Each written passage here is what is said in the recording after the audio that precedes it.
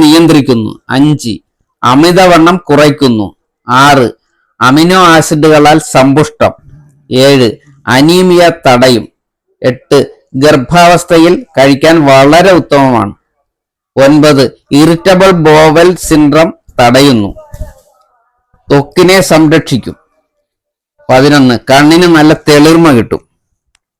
ഇത്രയും ഗുണങ്ങൾ പോരെ ഒരു വെണ്ടയ്ക്ക മെഴുക്ക് പുരട്ടി കഴിച്ചാൽ?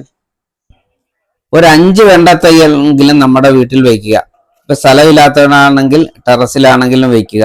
ഇതിന് വളപ്രയോഗം വളരെ കുറച്ച് മതി. കുറച്ച് ചാണകപ്പൊടി, കുറച്ച് ഗ്രീൻ മീല്, ബയോമീലോ അല്ലെങ്കിൽ അതുപോലുള്ള എന്തെങ്കിലും ജൈവവളങ്ങൾ മാത്രം മതി.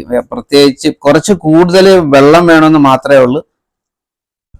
അതുപോലെ തന്നെ ചുവപ്പ് വെണ്ടയാണ് വെക്കുന്നതെങ്കിൽ അതിനൊരു രോഗം വരത്തില്ല. സാധാരണ വെണ്ടയ്ക്ക് വരുന്നത് ഇല ചുരുട്ടിപ്പുഴുവാണ്. പക്ഷെ ഇതിന് അതും വരില്ല എന്നുള്ളതാണ്. അത്ര